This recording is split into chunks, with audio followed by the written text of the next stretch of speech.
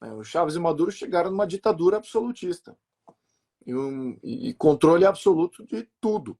Algumas coisas foram nacionalizadas, mas 100% do resto foi regulamentado em prol do Estado. A Venezuela se tornou um território de disputa em que tem muitos recursos naturais e a população, para eles, não significa nada. O atual governo é amigo, tem os mesmos planos do que o Maduro e o Chávez. Exatamente os mesmos planos. Não se enganem em nenhuma vírgula. A reforma tributária, que é a última agora, que eles querem concentrar toda a tributação em Brasília, para os criminosos ali sambarem com todo o dinheiro em circulação no Brasil. O objetivo do livro, o Brasil ter uma sociedade que vai sempre combater a tirania. E, para ela ter ajuda e sempre a quem recorrer, ela precisa fazer uma grande mudança no Estado brasileiro. Que bom que você veio aqui ao canal Leda Nagli assistir mais um vídeo.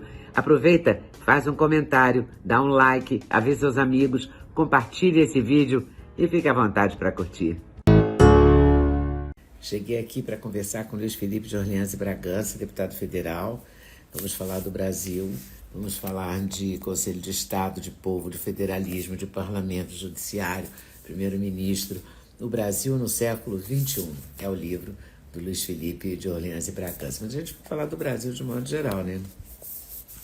Porque a gente precisa falar do Estado brasileiro, da reforma tributária, do que está esperando a gente nesse Brasilzão de segundo semestre de 2024. O Brasil tem uma política externa que vem sendo muito questionada. O Luiz Felipe é cientista político, é deputado federal, é muito preparado.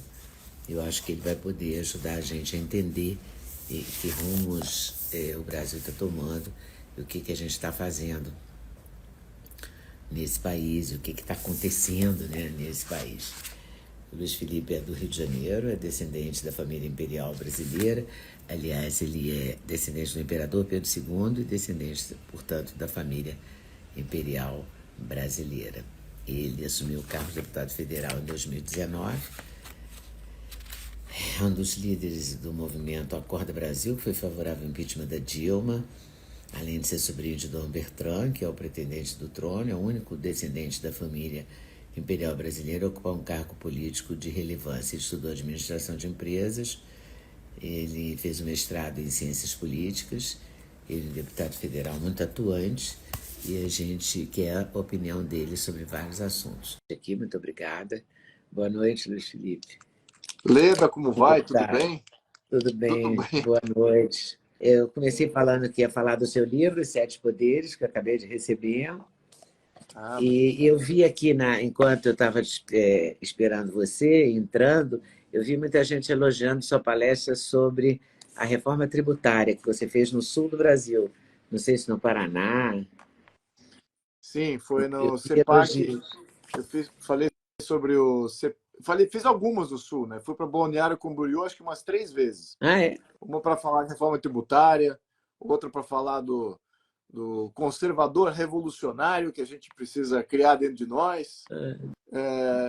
Então, e foi do CEPAC também, fiz uma apresentação lá. Então, fui muitas vezes lá para Balneário Camboriú e para Florianópolis, foi bem bacana. Tive algumas apresentações lá. Que bom. Então, eu queria que você falasse um pouco para a gente até onde, o que você quer falar primeiro? Quer falar primeiro do livro? Quer falar primeiro da reforma tributária? Quer falar primeiro da Venezuela, da política externa Vamos falar brasileira? o que O você que você quiser, Leda. estou disposta a O canal é ouvir. seu. O canal é seu. Você tem aí eleitores e cidadãos maravilhosos que te seguem. Então, tem que atender o que eles querem escutar. Acho que a gente pode depois falar do livro, falar das notícias, depois falar do livro se quiser, mas acho Sim. que Não, temos vamos falar coisa do aí. livro, claro. Mas eu acho que a coisa que está gritando mais para a gente hoje, né, desde domingo, é a Venezuela. Venezuela, eu vou dizer uma coisa. O atual governo é amigo, tem os mesmos planos do que o Maduro e o Chaves. Exatamente os mesmos planos. Não se enganem em nenhuma vírgula. E não só isso, não é só eu falando. Eles colocam os planos deles a cada pleito presidencial. Tem um plano de governo ali. O plano de governo que está ali é o que você escuta o Maduro falando, é o que você escutava o Chaves falando. Só que tem processos, né, diferentes. O Brasil é mais difícil, é mais lento o processo de chegar no objetivo que o Chaves e o Maduro chegaram. O Chaves e o Maduro chegaram numa ditadura absolutista e controle absoluto de tudo. Algumas coisas foram nacionalizadas, mas 100% do resto foi regulamentado em prol do Estado. Então, é uma sociedade completamente regulada. E socialista. Só que a verdade é o seguinte, eles,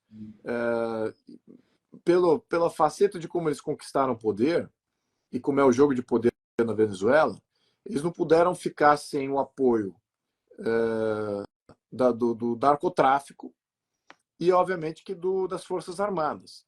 Então, as Forças Armadas, que eram amigas do Chaves, o Chaves era um militar, cresceram com o ideário socialista dentro das Forças Armadas venezuelanas e, através disso, conseguiram sempre ter um poder forte que regurgitasse a liderança do Chaves de novo ao protagonismo. E lembrando também, a Venezuela, até o final dos anos 90, era um país extremamente corrupto. Era rico, era uma plataforma das grandes multinacionais norte-americanas, europeias, e para a região toda, para a América Latina toda. No entanto, era extremamente corrupto por causa do Centrão. Existia lá o Pacto do Punto Fijo. O que era esse Pacto do Punto Fijo? Pacto do Punto Fijo era o agrupamento dos partidos do Centrão venezuelano para controlar a política venezuelana. Então, o Chaves, quando ele sobe, ele vem com muita legitimidade, ele vem com o povo atrás dele, ele vem com as Forças Armadas atrás dele. Mas é um socialista. E como todos socialistas, eles defendem exatamente a mesma coisa. O plano do Chaves é o plano, foi plano na Nicarágua, foi plano em Cuba, foi plano no Vietnã, foi plano na Coreia do Norte, hoje está isolado como Coreia do Norte. É o mesmo modelo de governo, de Estado, e é isso que eles conseguiram implementar, né? Com o Chaves, uma vez entrando no comando da Venezuela, eles só cresceram. E a gente, o que nós testemunhamos isso, né, Leda? Ao longo desse século. Todo ao longo do século XXI, o que a gente viu? Manifestações cada vez mais brutais na Venezuela, começando lá em 2000, 2001, 2002, 2003, quase todo ano, a oposição se levantando, milhões de pessoas na rua e não podiam fazer nada, porque tinha lá as forças de segurança que já eram do ideário socialista, totalitário, não ia abrir mão do poder. E com isso eles conseguiram lentamente, ao mesmo tempo que mais acelerado do que o Brasil, implementar mudanças constitucionais, né?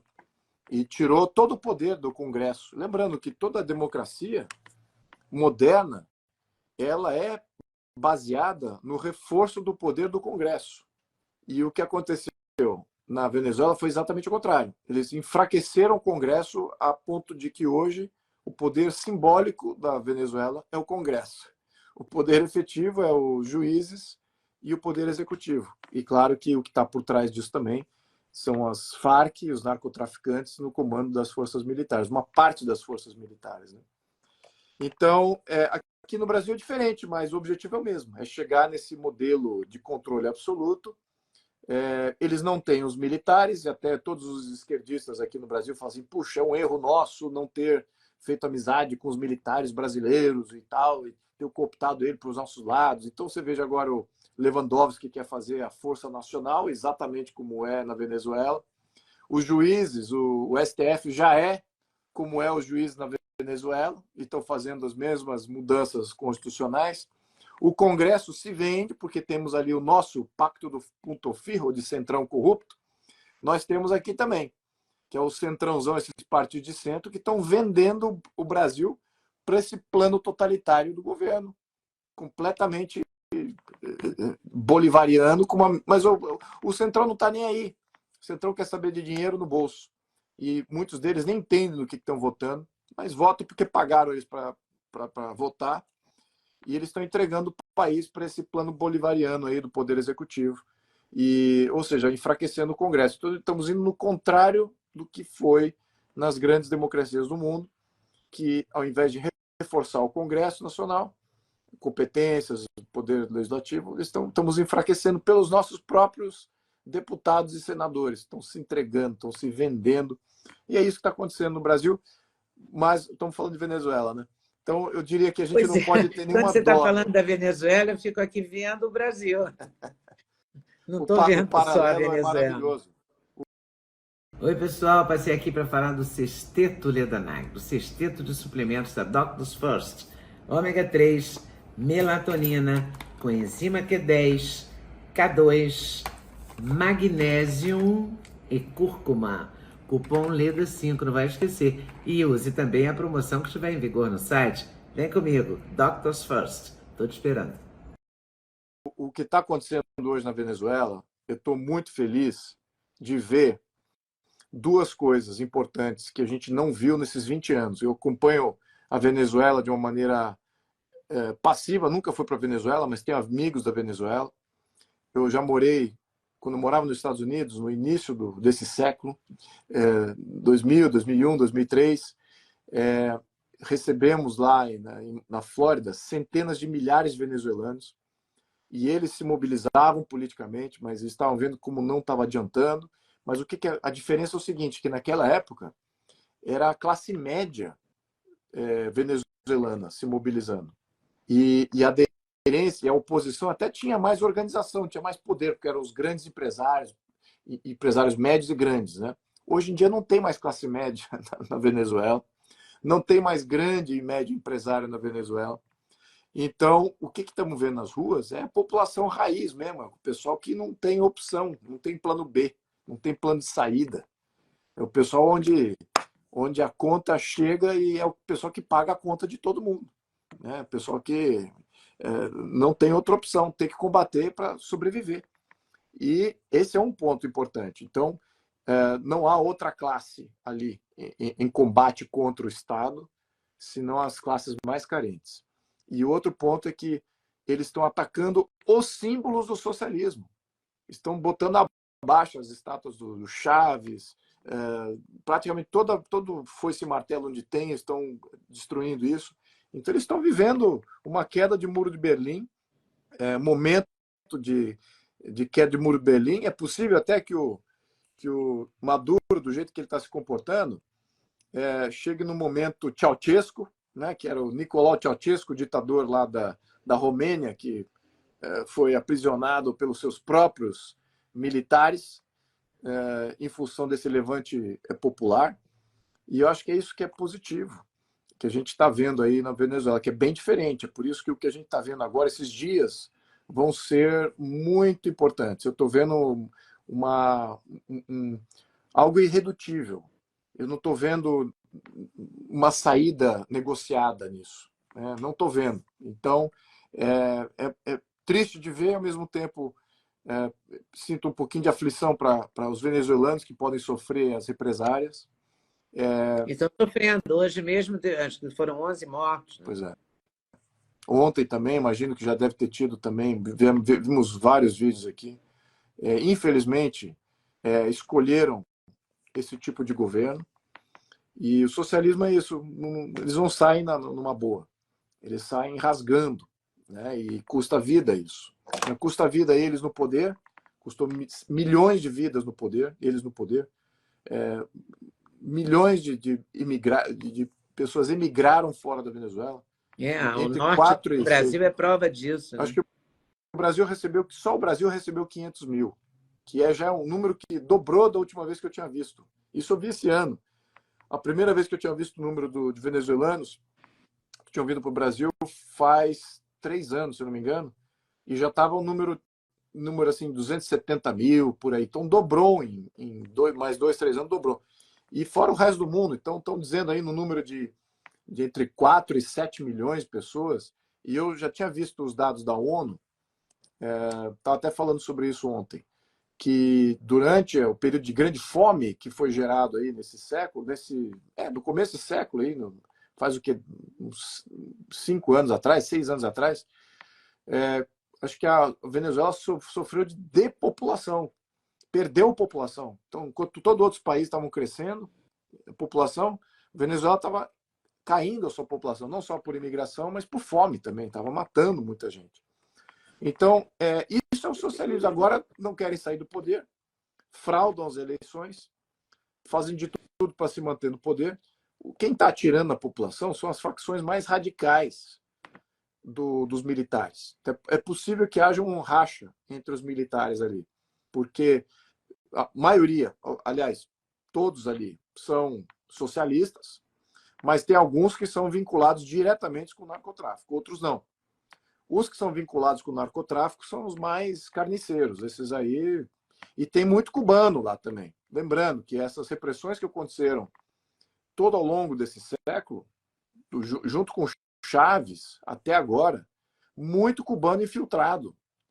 E até nem tão infiltrado assim, fazendo parte quase que patente ali das forças de segurança, dos policiais, dos militares. Então, eles atiram no venezuelano, porque o venezuelano não é povo dele, né? Eles são cubanos, têm uma lealdade com os Castro de Cuba. Então, a Venezuela se tornou um território de disputa em que tem muitos recursos naturais e a população, para eles, não significa nada. Tem uma apatia completa, né? É um problema, às vezes, para eles. Então, é como esse pessoal olha para a Venezuela. E país que foi riquíssimo. Então, a gente vê aí um processo de libertação muito bonito, ao mesmo tempo da aflição. Muito sofrido também, né? Muito sofrido. Sofrendo demais, né? Esses últimos 20 anos, né? E a gente viu muita acho coisa que esse sofrimento vai continuar. Seja membro apoiador do canal Leda Nagli, custa R$ 1,99 por mês e você me ajuda a comemorar os 50 anos de jornalismo e a ter mais e mais entrevistas para você assistir. Clica no botão aqui embaixo para se tornar membro e saber mais detalhes. Valeu? Até lá! Agora, hoje eu vi um ministro do STF, não vou nem citar o nome, dizendo que o Brasil não tem nenhuma chance de se tornar a Venezuela. Mas a gente ouviu muito isso, né? Que o Brasil vai se tornar uma Venezuela. Então, quando a pessoa começa a desmentir uma coisa, me preocupa também profundamente. Não. E sobretudo um juiz do STF, né? Nós sabemos que é por ali que fizeram a relativização do Congresso venezuelano. Eles tornaram o Congresso venezuelano completamente irrelevante, foi pela mão dos juízes. E criaram um Congresso Constituinte que está operando até agora, que é totalmente, entre aspas, bolivariano, aí, socialista bolivariano, na mão do Maduro, e só para fazer o semblante de que, olha, temos aqui uma democracia, temos representatividade. É engraçado ver isso, né, Leda? Porque toda ditadura, a verdade é essa, toda ditadura, ela busca sempre estar se legitimando. Ela nunca é legítima. Quando ela é ditadura, ela está sempre buscando, ou via propaganda, e quando não consegue na propaganda, ela faz esses tipos de... ele cria essas fachadas de democracia, de participação, que no fundo são um quadradinho, um parquinho de areia isolado, que você pode ficar brincando ali com os brinquedinhos que eles dão. Você brinca de democracia ali naquele parquinho, mas quem comanda mesmo o jogo do estabelecimento não está nem aí com o que está sendo discutido no parquinho, né? Então eles fazem essas fachadas de democracia, né? Fazem debates falsos entre diferentes veios pensadores, dizem que tem liberdade de expressão, dizem que tem eleição, que tem votação e tem um congresso representando eles. Então isso tudo é uma fachada quando a propaganda não é o bastante. E se não bastar isso, aí tem a repressão. Aí tem a repressão total. E a gente viu isso de uma maneira crescente na Venezuela. E é triste ver o povo sofrendo com isso no século XXI ainda, né? E ainda mais próximo nosso, do vizinho de fronteira. E é mais triste ainda você ver brasileiro votando para esse tipo de projeto no país, por ignorância, por carência, eles são predadores de ignorantes e carentes. E é isso que a gente vê reiteradamente aqui sendo eleito no Brasil. E, obviamente, tem os sociopatas, né, que tem uma parcela da população que é anti-país, anti-sociedade, anti-ordem natural e que quer ver exatamente uma ditadura sendo criada e vota especificamente para isso. A gente não pode excluir esses que não são nem carentes e nem ignorantes, muito pelo contrário. São ditos intelectuais que querem ver exatamente o que está acontecendo na Venezuela.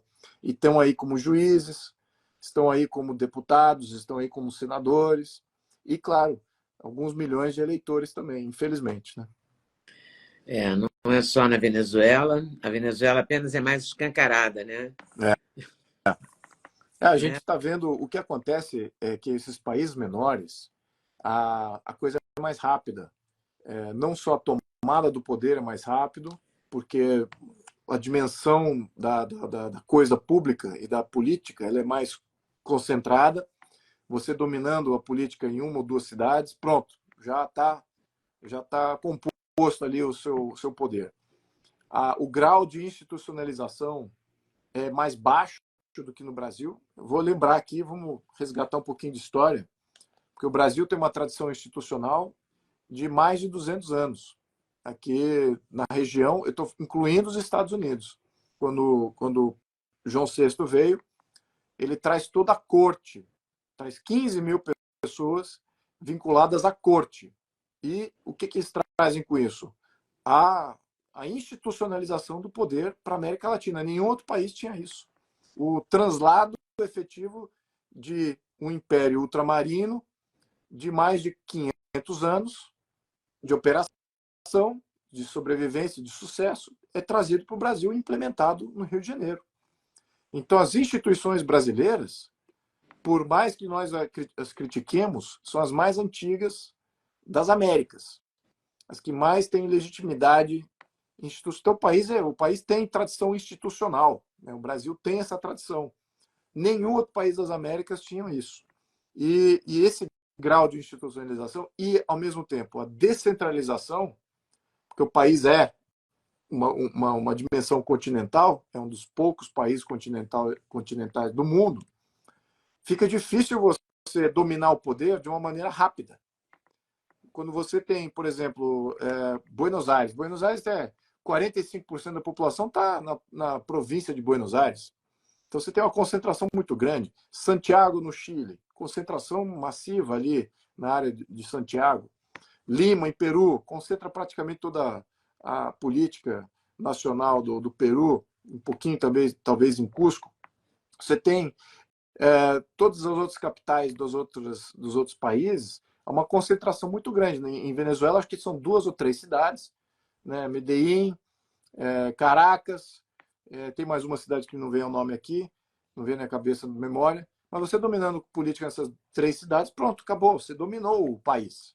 No Brasil não é assim. Então você tem uma vastidão, né, um tamanho dimensional e ao mesmo tempo uma tradição institucional. Então demora mais tempo, mas eles querem chegar no mesmo objetivo, tá? E estão trabalhando para isso. Para isso, né? Exatamente. Então os juízes já foram. Infelizmente o judiciário já foi. E eu tenho até levantado já virou um judiciário bolivariano, tá? Na minha opinião. E eu acho que é por isso que eu levantei também a bandeira de reforma do judiciário. Tenho proposta para isso, fazer uma reforma completa do judiciário, exatamente para evitar o que aconteceu na Venezuela e aconteceu em outros países. Ali. A Bolívia também está com esse problema lá. Né? Saiu lá o Moraes, mas as instituições viraram instituições bolivarianas. Então, vão regurgitar algum sucessor do Moraes a qualquer momento. Então, é isso que a gente tem que evitar, o modelo bolivariano. Não é só a política, né? Acho que aí é uma grande lição para quem está nos assistindo, o eleitor em geral. Não adianta você fazer uma política diferenciada. Ah, eu sou um cara honesto, eu quero o bem da sociedade, e então eu vou aplicar uma política pública diferente que essa daí do pessoal da esquerda. Só que não é só isso. A esquerda, eles criam instituições. E a dinâmica das instituições que eles criam também faz parte do modelo deles. Então, essa ideia de subjugar todo mundo ao judiciário, isso não é por acaso. Isso vem numa construção de 30 anos, mas sempre com uma agenda muito clara do judiciário ter o poder absoluto sobre tudo. Então, é isso que não foi assim, da noite para o dia e tal. Isso é uma agenda bem discutida, bem amadurecida dentro da esquerda. Só que a direita não presta atenção, só presta atenção no eleitoral. Quero eleger fulano. Aí fica focando, vamos botar o fulano lá. Mas não presta atenção em quais mudanças institucionais a gente precisa promover, ou até que virar pauta de um candidato à presidência, ou candidato a deputado, ou senador. E a esquerda faz isso muito bem, eles falam muito nas pautas, né? Eu já falo muito disso aí, dessas estruturas do poder bolivariano. Não é só as pessoas bolivarianas, não é só ter maioria socialista. Você tem todo um Estado que eles criam para se sustentar para sempre. E é isso que a gente tem que apontar, que sempre a gente desconstruir essa ideia e construir uma ideia nova. O problema construir uma ideia... são os conservadores construírem uma coisa mais concreta. Daí né? o conservador revolucionário. Que é fundamental ao processo. Exato. Né? E você acha que isso vai dar certo? Quer dizer, esse conservador revolucionário é viável? Olha, ele já existe. Ele já existe. Ele só não gosta de ser chamado de revolucionário. Bom, também os conservadores não gostam, às vezes, de ser chamados de conservadores. Exato. Exatamente. Tem uns que falam, não, eu sou bem dinâmico, eu sou para frente e tal. Não. Né? Mas eu acho que... E também temos que apontar, tem alguns conservadores socialistas, viu? Que querendo ou não, acabam apoiando esse modelo institucional da esquerda, acabam ajudando a esquerda, que é o que a gente vê muito no Centrão. Os deputados do Centrão, os parlamentares do Centrão, inclusive os senadores, tem muita gente boa lá, tem excelentes juristas, advogados, alguns empresários, tem excelentes, estou falando dos partidos de centro aqui. Mas eles não entendem, eu vou dizer isso com a boca cheia, eles não entendem o modelo comunista. Eles não estudaram o modelo marxista-comunista e como é igual. Então, eles não têm ideia desse objetivo, eles não sabem como é que eles são organizados, como é que a China está organizada. Como eles são organizados, a esquerda é organizada. Sabe, exato, a esquerda tem essa visão. Ela tem a visão de Estado, não é só de governo. Tem que separar as coisas. A esquerda tem visão de política pública e tem visão de política de Estado. Ela separa muito bem e trabalha independente nas duas. E o que o Centrão não tem? Ele, às vezes, consegue combater uma política pública. Ele fala assim, não, isso aí é contra o aborto, ou é a favor do aborto, então eu não quero. Tá bom, você está combatendo uma política pública. Agora, temos aqui um projeto de reforma tributária da esquerda. Eu já não sei se eu quero ou não quero. Peraí, você não está entendendo qual é o objetivo? Ou então tem um projeto que foi feito pela esquerda em 2004, uma reforma do judiciário, em 2004, PT que empurrou essa reforma adiante, que deu mais poder para o judiciário em 2004. E cadê o Centrão nessa? O que o Centrão falou? Eu concordo com os argumentos, ele não tinha a minha visão. Então deu mais poder de Estado para o STF, para o judiciário. A gente está vendo aí os abusos que o judiciário... Não é só o STF aí também, não. Nessa questão de salários e honorários aí para o STF, está um absurdo, está completamente em descompasso com todas as outras instituições brasileiras, mas está em descompasso com o mundo. Virou um poder extremamente privilegiado. Então, quem aprovou isso? Foi só a esquerda, tinha 80, 90 deputados no auge do PT. Então, quem é que aprovou isso? Quem aprovou isso foi o Centrão. É o Centrão que aprova todos esses planos totalitários aí da esquerda. Todas essas Mas mudanças. falta o quê? Falta conhecimento ao Centrão? Conhecimento. Falta dedicação? Estudo? Eles não prestam atenção? Sim. Se eles soubessem do plano totalitário da esquerda e acreditassem de fato que as mudanças de Estado é para construir o modelo totalitário da esquerda, eles não votariam. Votariam contra. Eu tive com vários ali, a reforma do tributária, que é a última agora que eles querem concentrar toda a tributação em Brasília, para os criminosos ali sambarem com todo o dinheiro em circulação no Brasil, na mão de um grupinho, numa burocracia que eles querem criar. Se o Centrão soubesse como isso alimenta na criação dos demais poderes que eles querem criar e do poder absoluto que isso vai gerar do poder federal em cima dos governadores e acabar com os rivais políticos. Você vai acabar com os rivais políticos. É por isso que eu digo, esse pessoal que está indo para a prefeitura agora, esses prefeitos, estão falando, mas a direita vai ganhar. Pode ganhar 100% das prefeituras. Ganhe 100% dos vereadores, 100% das prefeituras. Sabe o que eles vão perder? Tudo. Porque o sistema tributário, indo para Brasília, com o tempo, e o tempo está sempre a favor de quem tem um objetivo, e é só a esquerda que tem, com o tempo, e eu já vi essa discussão acontecendo lá, só que não foi inclusa para votação, mas já foi discutido, com o tempo, as políticas públicas são definidas por Brasília e imposta goela abaixo das prefeituras e estados, e só os prefeitos e governadores que atenderem às políticas públicas definidas pelo Poder Federal é que vão receber o seu dinheiro de volta para poder gerenciar a sua prefeitura. Então não importa se a direita ganha 100% das prefeituras, ao longo prazo eles estão assinando aqui o fim da relevância de um prefeito, da relevância de um governador.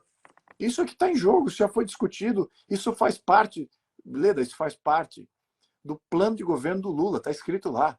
O poder federal deve concentrar todas as políticas públicas da nação. Está escrito lá. Como é que você vai fazer isso? Através do sistema tributário. Concentra o sistema tributário. Desse sistema tributário, você só define o retorno para cidades e estados baseado, olha, você obedeceu àquela medida socioambiental que eu impus na nação? Não obedeci. Então você não vai receber o seu dinheiro de volta. Você fica sem. Eles não percebem isso? Alguns percebem. Tem alguns governadores que já percebem, mas também se vendem pelo processo. Alguns governadores até apoiaram. Alguns governadores da direita, hein? Apoiaram. Não, vamos lá buscar voto, porque é um sistema moderno. Isso vai inserir o país nos canais de. O Tarcísio aprovou isso? O Tarcísio ajudou, Leda. O Tarcísio ajudou a criar isso. Por ignorância. Por pura ignorância. Eu não acho que ele aprovaria sabendo do risco que é isso e entendendo como é que isso alimenta no contexto da criação do Estado totalitário. Tenho certeza que ele não estaria alinhado com essa ideia. Mas trabalhou para isso. Estou defendendo ele aqui sem saber. Tá? Estou defendendo ele aqui sem saber. Mas o fato é que ele ajudou a direita, ao menos tentou cooptar votos da direita. Graças a Deus, a oposição lá em Brasília votou, independente do Tarcísio operando, a oposição votou contra esse projeto. Não só quando foi... E o presidente Bolsonaro, por incrível que pareça, Leda, olha, eu estou estudando isso desde 2018, né? Eu estou estudando exatamente esse ponto. Quando me foi apresentado o projeto, eu falei, isso aqui não vai, porque eu já trabalhei, eu tenho experiência no sistema tributário Brasil, como pequeno empresário aqui, fui executivo em banco na Europa, fui executivo de banco nos Estados Unidos, também trabalhei em indústria nos Estados Unidos. Eu conheço 3 modelos tributários, já trabalhei nesses 3 modelos. Então, você vai me dizer que um acadêmico do PT cria um modelo tributário e ele impõe isso goela abaixo do Brasil, e eu não tenho voz para discutir esse tema, sendo que eu tenho experiência nesses 3 ambientes, Mas eu fiz um estudo e falei, pô, isso aqui está errado, não é nem o que tem na Europa. Porque você está falando, não, vou fazer um modelo parecido com a Europa. Não é. O modelo não é uma jabuticaba, é outra jabuticaba. Nós temos um modelo tributário ruim, que é uma jabuticaba. Aí você fala assim, poxa, então agora vamos estar adotando o modelo europeu? Não. Estamos adotando outra jabuticaba, tão Duas complexa quanto... jabuticabas. Uma soma, uma Pois é, jabuticabeira inteira. uma jabuticabeira. Mas não é por causa disso. Então, eles usam esse sistema, não, é para incluir o Brasil, para ser um modelo igual da Europa, igual dos outros países do mundo. Não é nada disso. É um modelo para ter totalitarismo político, para ter concentração do sistema tributário na mão de uma burocracia que vai ser nomeada lá em Brasília, não vai ser nem eleita, só nomeações ali. Então, é isso aí, Você Lida, é mesmo um disse perigo, do é um país perigo. continental, não é todo país que é continental, não é? Pois Não é é, todo país europeu não é continental. pois é. E a Europa, são 27 países, né, na União Europeia, são 27 modelos diferentes do sistema tributário, cuja a base, o conceito é o IVA. Mas é um conceito, a aplicação é completamente distinta. Como cada país implementa o modelo imposto sobre valor agregado, totalmente distinto. Cada país tem suas isenções, cada país tem suas regras, cada país tem suas maneiras de consolidar. Enfim, cada país faz o modelo tributário para que a sua economia ainda sobreviva dentro de um sistema competitivo. Aqui eles querem sufocar tudo em arrecadação, para arrecadar mais. O centro determina o que vai ser arrecadado e puxa isso da sociedade através de um modelo tributário centralizado que eles comandam em absoluto. E as outras disputas na discussão são completamente sufocadas. Um governador vai ter menos a dizer sobre o sistema tributário do que um burocrata escolhido nessa autarquia central. Você veja, o burocrata, que a gente nem sabe quem vai ser, vai ter mais mando sobre o dinheiro do governo de São Paulo do que o governador. O governador aqui vai virar um fantochezinho, vai virar um Zé Ninguém, independente, vai fazer campanha, não sei para quê, só para aparecer mais. Mas não vai ter poder de mando, né, do que é arrecadação local, não vai poder ter interferência tão granular como existe na Europa. A Europa estão sempre ajustando as suas alíquotas, os seus serviços, estão sempre ajustando. Aqui, qualquer ajuste vai ter que passar por essa burocracia central. Não vai. Sim, eles Isso é vão dar planejamento. para os correligionários deles, claro, É né? claro, é óbvio. Vai virar um modelo imperial. O modelo imperial do Brasil era totalmente centralizado no Rio de Janeiro. E o Rio de Janeiro, o Congresso Nacional, escolhia quem eram os presidentes de província. E fala assim, você é de São Paulo, você é do Rio Grande do Sul. O Congresso escolhia assim. Antes era o imperador, depois virou o Congresso. E mandava uma mesada. Mandava uma mesadinha. Olha, você recebe tanto, você recebe tanto, você recebe tanto. E isso não foi bom. Tá? Ocorreram várias guerras federalistas, né? de descentralização. No fundo, era o oligarca local querendo se desvincular e ter mais autonomia local. No fundo, infelizmente ou felizmente, era isso. O Império sufocou isso. Mas era um pleito. O pleito de você ter uma federação sempre houve. Num país continental como o Brasil, sempre houve. Se o país fosse com o tamanho de Portugal, nem cabe ser uma federação, né? Apesar de que ter país como Bélgica, que é menor que Portugal, e é uma federação. Eles já descentralizam. A Bélgica é descentralizada. A Suíça é menor que Portugal e é descentralizada também, é uma federação. Mas, enfim. Então, nessa questão, o Brasil não cabe um modelo central de nada. Não cabe um modelo central de saúde, não cabe um modelo central de previdência, não cabe um modelo central de qualquer serviço público. Tinha que ser tudo local, tudo descentralizado. Incluso e, sobretudo, o modelo tributário. Isso que é o mais fundamental. Mas ele centralizando isso é o primeiro passo para qualquer outra política pública que venha depois, mudança constitucional que venha depois, fica tudo mais fácil, porque é todo o dinheiro na mão deles. Mas, enfim. Então, esse é um dos aspectos ruins da reforma Isso tributária. tem chance de não passar ou já passou? Já passou a reforma constitucional, agora estamos na fase de leis complementares, passamos a primeira fase de leis complementares, que vai criar a maior alíquota do mundo, né, sobre o consumidor, vai matar muitos serviços, vai ser muito prejudicial a parte de serviço e comércio.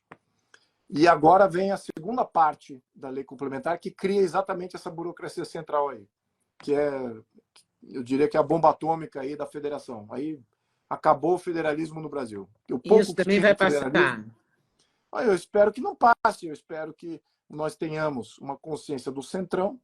Não sei, existe o raio divino da consciência que bate na testa de vez em quando dos líderes partidários do centrão, e eles percebam que aquilo que eles estão votando é prejudicial à federação, vai destruir a federação do Brasil. E o PT não se importa de trabalhar numa situação em que, de fato, eles têm o poder, mesmo que no rótulo está escrito outra coisa. Então, no rótulo está escrito República Federativa do Brasil. Bom, já sabemos que não é uma república, é uma oligarquia, é um comando de poucos, não é uma república. Segundo, não é uma república federativa, é um Estado unitário, planejamento central. Então, eles não importam de manter o nome República Federativa do Brasil, mas, de fato, agir como uma ditadura centralizada, não federativa. Então, por eles, não importa isso, importa o exercer o poder. E é isso que eles estão fazendo. Então, essa proposta é só para eles exercerem poder mais concentrado, de uma maneira mais livre para eles. E, ao mesmo tempo, mitigar a discussão política em todos os seus aspectos. E isso a gente vê, né? Eles estão propondo até projetos aí de censura. Então, isso vem, eles vão propor depois, agora com o poder tributário, é o primeiro passo. Aí, com isso, eles compram as outras medidas, né? E eles gastaram muito dinheiro com o Centrão, comprando o Centrão aí para aprovar isso aí, infelizmente. E o Centrão se vendeu, sem saber. A maior parte, né? A outra parte sabia, achando que ia dar em outro resultado. Mas, enfim. Temos chance ainda, Leda. Eu não perdi as esperanças, mas eu espero que, à medida que os prefeitos sejam eleitos, eles começam, e também em 2026, ainda tem um tempo para implementar isso, os governadores, novos governadores que vão vir em 2026, se revoltem e coloquem isso no seu pleito, né, como parte do seu pleito, né, de ter mais autonomia dos seus estados. É isso que é necessário. Do jeito que eles estão fazendo aí, esse modelo aí que estão implementando, infelizmente, é muito ruim. Mas, enfim, temos esperança, sim. Mas isso tudo está na ordem do se, né? Se em Olha, 2026, se... o Si está aqui. O Si está aqui. Você me perguntando sobre isso.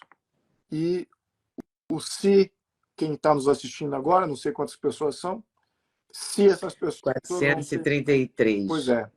Se essas pessoas vão ter a vontade de agir, tentando convencer o seu governador, tentando convencer o seu senador, os seus deputados a votarem não nessas leis complementares que, uma vez votado, aí começa o processo de desencadeamento aí, de criar esse novo modelo. Então temos que frear isso aí. Eu acho que o objetivo é frear, né? Não votar isso aí, tirar de pauta, esperar uma nova legislatura e a gente propõe um modelo reforma tributária melhor. E nenhum modelo tributário vai agir no que a população quer agora. Porque o governo está gastando tanto, então ele quer só arrecadar mais. Então, não importa o modelo tributário, ele está explodindo aí de arrecadação já no modelo atual. E por ele concentrar mais e ter mais esse poder é bem cabeça de gangster, né? Ou seja, não podemos ter outros gangsters no pedaço, né? Tem que ser ele, só ele, né? E tem dinheiro na mesa, tem que ser dele. Não pode deixar aí para os estados e municípios se autogovernarem, né? Então eles têm que botar o dedinho deles lá. Enfim, então é isso aí. Cabe quem está nos assistindo, quem está envolvido no tema político, contactar os deputados e senadores e também os governadores e prefeitos a colocarem isso na sua pauta, para não aprovarem as leis complementares, para retardarem, não implementarem essa reforma tributária, porque ela é danosa, ela acaba com a federação. E é isso que eu acho que é importante. E é um tema complexo, né, Leda? Isso que é o desafio aqui. Porque é difícil de levar para o povão, né? Para a população em geral. É Exatamente. Você difícil, não vê a ninguém saindo. população. É que nem quando aumenta o dólar e as pessoas mais simples falam assim: ah, mas eu não vou viajar? Sim, mas o seu Exatamente. pão vai aumentar, entendeu? O seu macarrão vai aumentar. É, E a pessoa não se toca. É mais ou menos isso, né? É mas olha, preciso que as pessoas acordem para uma coisa que não é fácil de explicar, é, né? eu vejo aí nessa função, porque eu tô nessa, esse é um dos temas que eu domino relativamente bem. Tô nisso desde 2018 e eu nunca conversei com o presidente Jair Bolsonaro sobre isso. Nunca tive uma conversa. E do nada ele foi lá e falou: é verdade, esse modelo é ruim. E fez considerações bem intuitivas de como ruim, aonde seria ruim e por que seria ruim esse novo modelo. Eu fiquei até surpreso, mas é uma boa surpresa, porque ele tem uma voz que pode popularizar o engajamento contra esse modelo tributário. O que teria que ser dito de uma maneira clara? Quer dizer, como é que você falaria claramente sobre isso? Bom, primeiro que vai encarecer o custo de vida do Brasil. Isso vai encarecer tudo, vai gerar aumento de preço em tudo. Segundo, que vai gerar desemprego, vai tirar um monte de serviços e alguns comércios de serem viáveis. Não vou poder ofertar o serviço, porque vai encarecer demais. Terceiro, vai gerar muito problema para operar uma pequena e média empresa, vai ter mais custo para operar com esse modelo, vai ser mais custoso para ela e vai gerar mais dúvida, o que gera os precapitórios, né? Vai gerar essas dúvidas tributárias, mais custo legal, custo de advogado, custo de contador. Para um pequeno e médio empresário, isso é proibitivo. O cara que opera sozinho, tem 1 ou 2 funcionários, vai passar boa parte do dia, do semana, do mês, que já passa hoje, vai passar mais tempo tentando entender a questão tributária e pode levar uma multa muito grande. Porque durante 10 anos, as duas jabuticabas vão estar assombrando ele. Então, a jabuticaba atual e a jabuticaba futura. As duas durante 10 anos.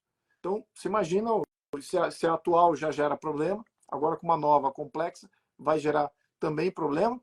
E 2 mais 2 não é... 1 mais 1 não é igual a 2, 1 mais 1 é igual a 5. Porque você tem o problema de um modelo, mais o problema do outro modelo, mais o problema dos dois compostos, um em cima do outro. Porque eles têm que se comunicar, tributou de um lado, tributou do outro. Ah, se eu vender isso, como é que eu pago aqui nesse modelo e tem essas regras aí, com essa mesma venda eu tenho que pagar o outro lá, com outras regras, tem um calhamaço de regras aí que vão ter que ser reconciliadas. Então, a vida fica mais complexa para todas as empresas, pequenas, médias, mas sobretudo as pequenas vão ter muito problema. E, é claro, as E oportunidades. nas pequenas e nas médias estão muitos empregos. A maioria dos Grande empregos são número pequenas de empregos. E aí tem o quarto problema, que é se você se torna um país muito difícil de operar, o que some? Oportunidade. Então, não só você cria desemprego encarecendo produtos e serviços, cai muito consumo de produtos e serviços, acaba caindo. E aí o que acontece? Você é um pequeno empresário, você fala assim, puxa vida, como é que eu vou fazer dinheiro neste contexto tributário, que é uma zona, que já é uma zona, agora tem mais outra zona que eles querem aprovar. Como é que eu... Então eu não vou investir em criar uma empresa. Eu não vou tirar dinheiro e fazer uma franquia, eu não vou tirar dinheiro para montar aqui o meu pequeno negócio, eu vou não gerar oportunidades. Então, esse é o quarto problema grande, assim, para a população. Estou só falando de problemas mais direcionados ao eleitor mesmo, né? Fora os outros problemas de políticos e de sistema, do É o Estado dia a e tal. dia mesmo que você está O dia a falando, dia do né? eleitor é isso. Vai encarecer o custo de Produtos vida, mais caros, produtos mais empresas fechando. empresas Quer dizer, a situação fechando, é dramática. desemprego, complexidade para os pequenos e médios empresários e falta de diversidade e oportunidade de emprego e de empreendimentos. Isso. Essas 4 coisas. Mas, enfim, essas são as boas notícias, Leda. E quais são as outras notícias? Não, a gente tem visto aí muita coisa, esse desandar aí da nossa representatividade, né? Eu acho que o Congresso Nacional precisava ter um novo presidente que valorize o Congresso Nacional. Não precisamos de um bom presidente no Senado, um bom presidente na Câmara. Eu tenho otimismo com o que está sendo proposto aí de novas lideranças? Não, porque o Centrão ainda é o dominante, ainda é a força dominante. O Centrão tem 250 deputados e a oposição, que somos nós, temos 100, 140 no melhor dos casos, e o governo, a esquerda, tem também 100, 140 deputados. Então, o maior poder político hoje representado é o Centrão. E o Centrão se une à esquerda facilmente. Se vende, né? Se vende, e eles não querem fazer o que seria natural de qualquer Congresso. É você reforçar o poder do Congresso. Todo parlamento ganhou poder depois que ele foi criado. O parlamento inglês ganhou poder sobre o poder dos reis, depois ganhou poder sobre os senadores, né, o House of Lords. Aí, o parlamento inglês hoje está sempre crescendo as suas competências. A mesma coisa com o parlamento francês, a mesma coisa com o parlamento alemão, a mesma coisa com o parlamento italiano. Então, o parlamento é onde você, de fato, exerce a democracia representativa. O poder executivo, ele não é tão diverso quanto o parlamento. Então, ele tem menos legitimidade do que todo o parlamento. É natural que todo o poder executivo se encolha ao longo do tempo. E o poder do parlamento se expanda. E cabe uma cobrança e tal do sistema, mas é mais fácil cobrar de deputado, mais próximo, mais aberto, para melhorar o contexto de como se autogovernar através do parlamento. As forças trabalham para sempre melhorarem o parlamento. No Brasil, não. No Brasil, ninguém quer melhorar o parlamento. O Brasil quer eleger um presidente de Câmara e o Centrão quer eleger sempre um presidente de Câmara, eleger um presidente de Senado para negociar com o Poder Executivo o quanto que custa o passe deles, o quanto que custa o voto deles. E o que o Executivo quer? O Executivo quer que eles exerçam o plano do governo executivo, ao invés de discuti-lo e de fazer até uma agenda paralela. Eles não querem nada disso. Então, o Executivo tem tudo isso. Então, acho que esse é o grande desafio aqui. É o que, na minha opinião, é o único jeito de você, no contexto atual, você conseguir salvar o que está acontecendo, de você ter um executivo com um plano totalitário, plano bolivariano desse, que é o do governo PT, de você ter um freio contra isso. Né? O parlamento ficando mais forte. Isso é natural. Mas não, temos aí o Centrão que vem do parlamento. Mas se o próprio parlamento não se empenha, né? Pois é, você vê o perfil de deputados que tem lá, apesar de terem muitos bons juristas e tal, mas as lideranças partidárias do Centrão só vendem o partido inteiro. Então você tem bons nomes lá no Centrão, mas eles não servem para nada, porque estão dentro do partido errado. Estão num partido que é negociado, com uma liderança que negocia. E entrega o partido e, por consequência, o país a um plano totalitário bolivariano, igual ao da Venezuela. Então, esse que eu diria que é a única saída agora para a gente ter. Por isso que eu digo, agora, o que está acontecendo hoje lá na Venezuela, que é um paralelo aqui ao Brasil, que foi fundamental para a oposição na Venezuela, foi a convergência massiva da população em torno de uma candidata e dos parlamentares que compõem a proposta daquela candidata. Então, no primeiro momento, você tem essa composição massiva, você elimina o centrão da discussão. Isso que é importante, porque você não quer gente que vai se vender. Você tem que ter um momento aí de consciência, que você fala, puxa, precisamos nos unir em torno da proposta que é a proposta salvadora. Então temos que ter um movimento pendular e uníssono, né? Agora, os partidos de centro, eles criam ruídos, criam dúvidas. Não, a gente não é não é nenhuma proposta radical, nem da direita, nem da esquerda. Aí o que você é? Não, somos o centro e tal, temos a proposta e tal, mais conservadora e tal. Mas, na verdade, vocês são um partido de vendas. Um partido à venda, que não vai fazer oposição nenhuma. Vai se vender. Então, isso que tem o problema, até o que um grande cientista político falou da África, falou a mesma coisa. Falou que na África não é um problema de sistemas, não é problema de nada. O problema na África é corrupção, é o que mantém a África atrasada. E nós temos o mesmo problema da África. Nós temos corrupção endêmica. Que tristeza isso, É né? endêmica, é pessoal, é endêmica. E cabe o eleitor também. Agora, no primeiro, onde você rompe esse ciclo, né?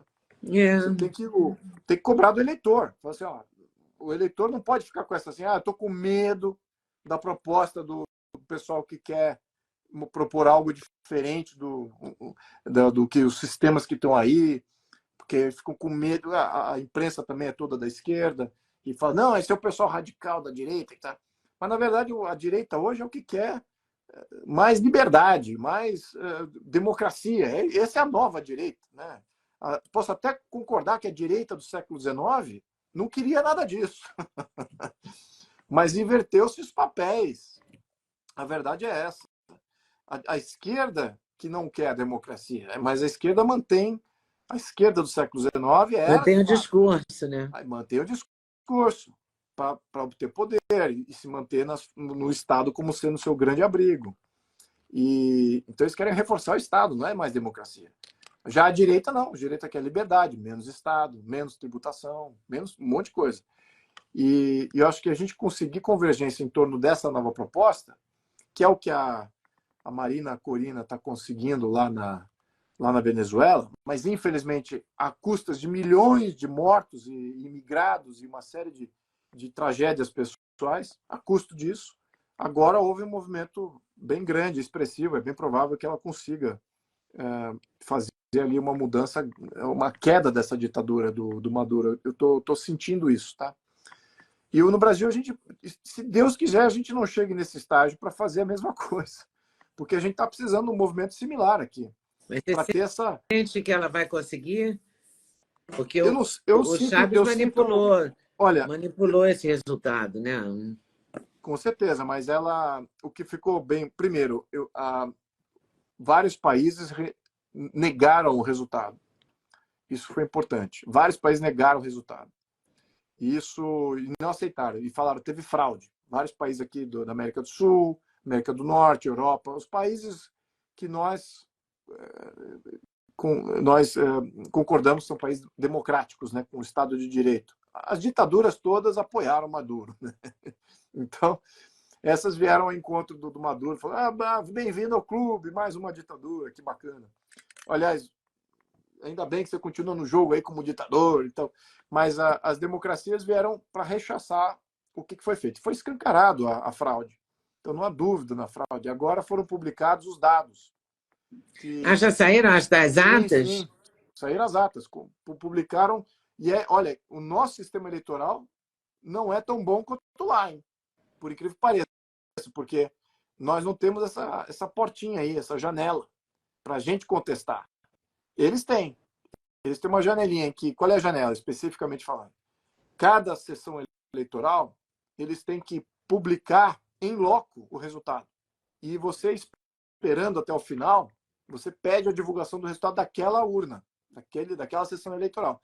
Então, todos os eleitores da Mariana Corina, massivamente, nas milhares de sessões eleitorais, ficaram esperando, exatamente sabendo que poderia ter fraude na conciliação, né, do processo de contagem final, quando é tudo concatenado e levado lá para Caracas, para o Conselho Nacional Eleitoral.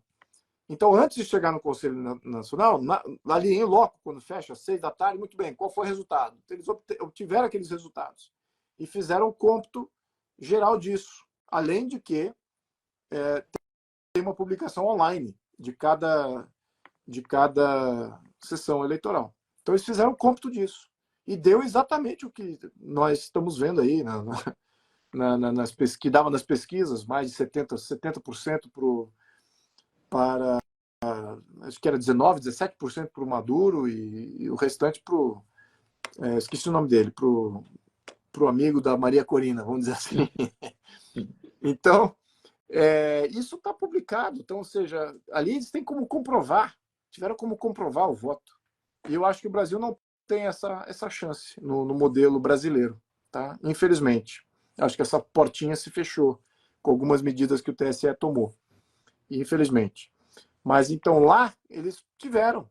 Então lá eles conseguiram afrontar e agora você tem literalmente uma batalha civil, porque a população que votou para a mudança do governo, que é massiva e que envolve também alguns do Estado, certamente tem pessoas envolvidas na máquina pública que votaram na Maria Corina para tirar o Maduro. Mas o voto de todo mundo foi desrespeitado pelo Maduro, né? Gritantemente. Então, eu acho que ela tem toda a legitimidade para tirar o Maduro, para conclamar o seu amigo presidente, esqueci o nome dele, tô faltando aqui com o nome dele, porque ela deveria ser a legítima, né, no pleito, ela que é a personalidade ali por trás do pleito dele. Então, esse que eu acho que é o contexto, é um contexto de alta legitimidade. Então, a governabilidade do Maduro é zero agora. É quase que um presidente completamente ilegítimo. Então, o que ele quiser fazer, medidas, o que depender da obediência civil com relação às suas ordens, e tudo isso está se esfacelando. Então, a gente está vendo mesmo o início do fim mesmo da ditadura dele. Se ela vai conseguir lograr ela se colocar lá e criar um novo governo em torno dela ou em torno do seu amigo, não sei. Mas eu sei que ele não governa mais, não. Acho que vai ficar muito difícil para ele manter esse... A não ser que entre num período de alta repressão, mas com essas evidências fica extremamente difícil, Leda, de você manter a máquina pública em ordem. Fica sem moral, você perde a moral, perde a hierarquia, perde aquela obediência natural que seria legítima quando você tem uma regra sendo desobedecida, né? tão importante quanto essa. Então, é uma falência, né? Total, mais uma vez, uma falência do Estado. Pode não ser agora, mas virá. Exatamente. Né? Agora, a gente não falou nada do seu livro, que está sendo lançado agora, com 7 Poderes. E tem as questões da reforma...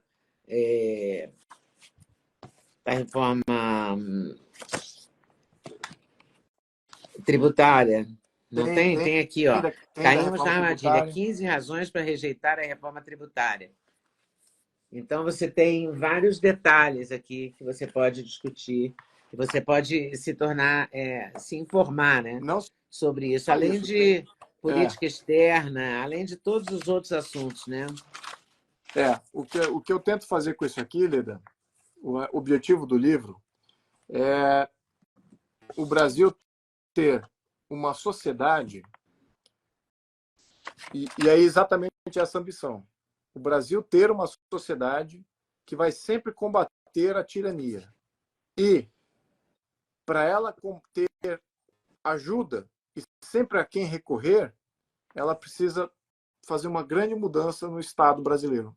Grandes mudanças, reforma do tributário, reforma do judiciário, várias outras reformas do sistema eleitoral, sistema partidário, várias reformas. Então, nós não podemos, como sociedade, aderir ao conservadorismo de que, como está aí, está bom, é só mudar as pessoas. Não. O sistema que está aí é um sistema ruim, é um sistema contra. É muito mais complexo do que mudar as pessoas. Né? Exatamente. Então, nós temos que ter a sociedade que entenda que a briga é mais profunda e que temos aqui agora. O livro tenta preencher esse vácuo entre o que é o necessário e o que a sociedade sabe. Então, ele tenta fazer essa ponte, né, ligar. E em diversos temas, porque tudo se desdobra de como você se organiza politicamente, né? Então, a gente tem que saber por que temos que ter 7 poderes. Quais são os 7 poderes? Por que temos que tê-lo? Né? Primeira pergunta. Né? E como fazer, então? E tem muita disso aí que a gente coloca no livro. A questão de mobilização popular, a importância da mobilização popular. Por que tem que ter mobilização popular? Tem muito eleitor, seguidor, pessoas que vêm me falar nas redes que faz o seguinte, toda vez que eu falo assim, olha, para isso precisa mobilização popular para ajudar a convencer os deputados e tal, não sei o quê. E ele, a primeira coisa que você escuta ali, inexoravelmente, vai falar assim, mas você está lá para fazer o quê, então? Mas você vai lá e faz. É exatamente a falta de compreensão de como é que funciona o jogo. Né? O deputado eu É uma diria que ele peça na engrenagem. é um procurador de uma parcela da vontade popular.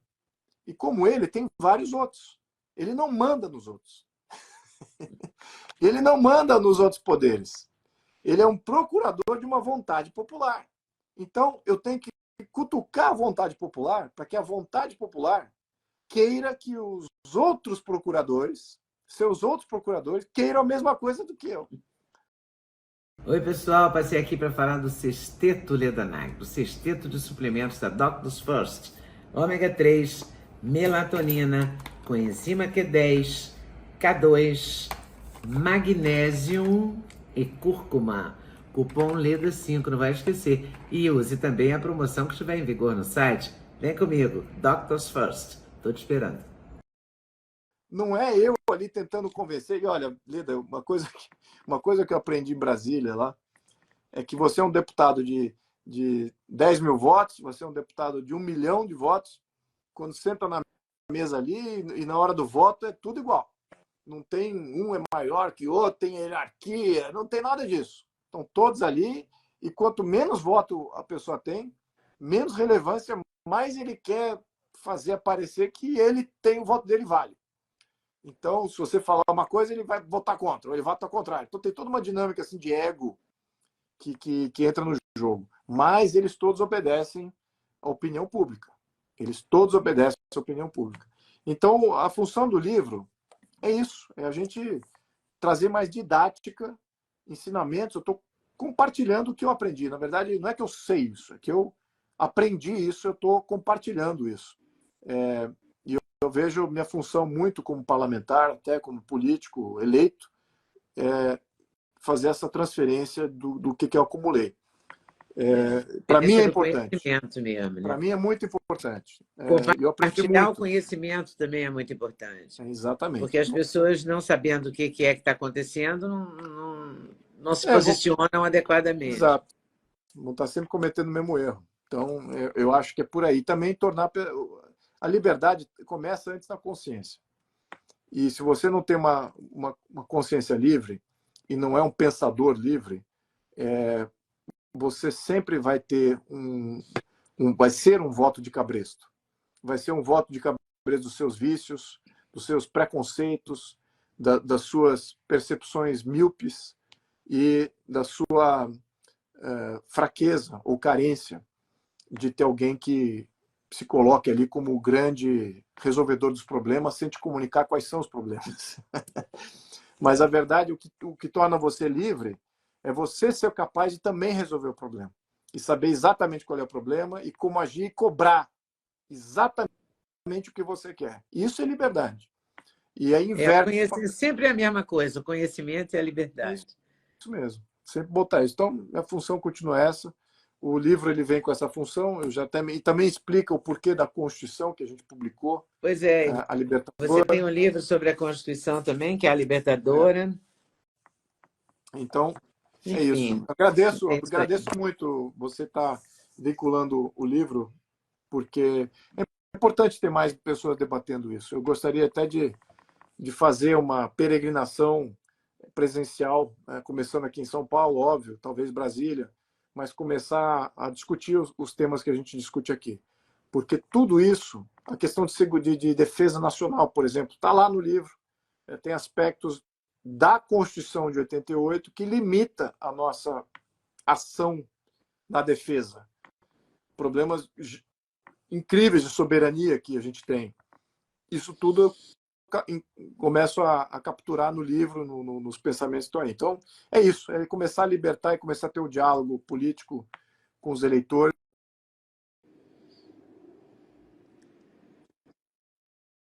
ter uma massa crítica de eleitores que vão fazer a grande transformação que o Brasil precisa. Tomara. Tomara. Obrigada. Eu que agradeço, Leda. Obrigadão. Obrigada, Luiz Felipe. Até a próxima, se Deus quiser. Próxima. Obrigado. Esperamos ter mais boas notícias na próxima, né, Leda? Por favor. Tá bom, querido. Um abração. Obrigado, um abraço. Obrigada eu.